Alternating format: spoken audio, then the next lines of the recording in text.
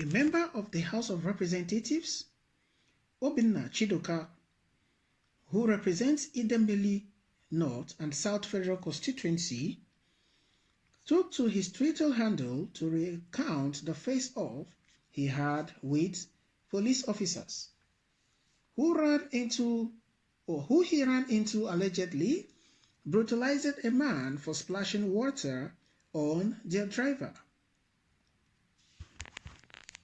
Obinna, in a series of tweets, said he was driving along the Owerri-Obosi road when he encountered the unprofessional members of the Nigerian police force, brutalizing a civilian and a member of his constituency. Obinna claims the police officers attacked him when he attempted to stop them from further brutalizing the civilian. His account of the incident comes amidst growing public outcry for the federal government to end police brutality and SARS brutality in the country. His tweets read, "Yesterday, I had my own encounter with some unprofessional members of the Nigerian police force. I was in traffic along the Owerri-Obosi road when I saw some members of the Nigerian police force brutalizing a civilian for allegedly splashing water on their driver. I alighted from my car and immediately approached the scene of the violence. Tried to stop the police officers from further assaulting this young man that I later found out was my constituent, only to be greeted with the greatest shock of my life.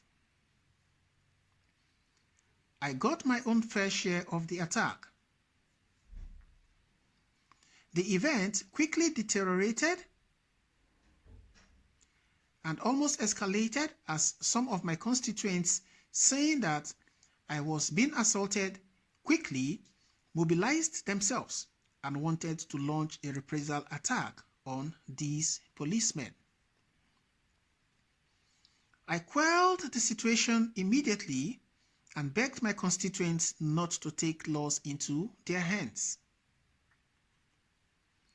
You will recall that this is not the first time something like this is happening in my constituency.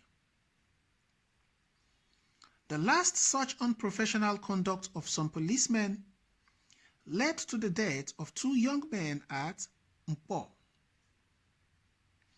I condemn all forms of police brutality in very strong terms, and as your legislator, I will use the platform of the National Assembly to ensure my constituents and Nigerians in general are not brutalized by nefarious police officers that ought to protect us. I have made a formal complaint of these incidents and will follow it up. I urge all of us to be law-abiding, as we cannot resolve such inhuman, uncouth, and unprofessional actions by violence. All right, guys, it is what it is. If a House of Assembly member, a legislator for that matter, is not spared or cannot be spared of the SARS or police brutality, then how much more the ordinary citizen who is not a member of any House of Assembly, as it were, or a representative of any particular constituents.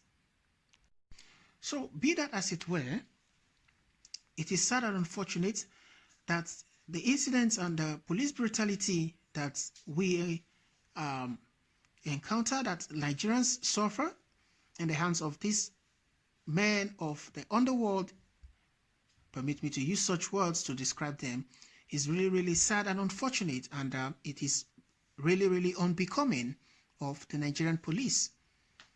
Well, the Inspector General of Police has said that they have been banned from the road, from stop and search, and from monitoring or patrol, as it were. But will that be the final situation? Will that solve the problem?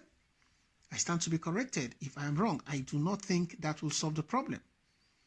A lot of people have actually been saying or arguing that the men of the SARS and the police will not heed the instructions of the Inspector General of Police. And to a very large extent, they have proven that to be true. As just on Monday, that the Inspector General of Police issued a directive, as it were, gave a directive and that the men of the SARS should no longer ply the road. But be that as it were, just yesterday, a lot of them in some states were seen and further brutalizing people. So what happens to the directives of the Inspector General of Police? It clearly means or shows that it is either the directive did not get to this men, or they blatantly turned deaf ears to the instructions and the directives of the Inspector General of Police, which should not be. If we are in a country where the rule of law applies, then every person, regardless of whom you are, would adhere to the directives of a higher authority. Little wonder you see that these men take laws into their hands. They search people's phones, they go about searching people's cars, collecting money by transfer from their victims. And if by mistake you get to their office, they lock you up and they put charges that or they cook charges up against you. And a lot of people have fallen victim, and today they are no more. A lot of people have been silently killed by these men of the underworld, and their families can no longer locate them or tell where they are. These are some of the atrocities that these particular men of the SARS have been accused of. So if a member of the National Assembly, a House of Representatives member, could have had a share of the backlash and the clash between of these policemen, then you just can't tell what an average Nigerian, a civilian who has nothing or who does not belong to any House of Assembly, who does not have any power, you can imagine what such Nigerians will be going through. And that is the reason why the outcry is loud across the country for the president to intervene, and that the Inspector General of Police bans the SARS group. There are various means and other ways that the Nigerian police can fight criminality, as it were. But the actions and inactions of these men of the underworld, who are supposedly to be protecting the citizens and the civilians, but instead they are brutalizing and traumatizing them. There are other ideas and ways that the federal government and the Inspector General of Police can employ to address the issue of criminality in the country. I stand to be corrected if I am wrong. But how long will this continue? Like some Nigerians are already saying, give it just 2 weeks and you will see that the men of the Nigerian police force and the SARS operatives would return back to the roads and continue their normal business as it were, just as it has been before. From different reports online, it has been alleged that this will be the 4th time that the Inspector General of Police is banning the men of the SARS from stop and search, searching of people's phones and on the road. If this is true, that it is the 4th time in a year, then what happens to the instruction of the Inspector General of Police? Then it just shows that something is wrong somewhere.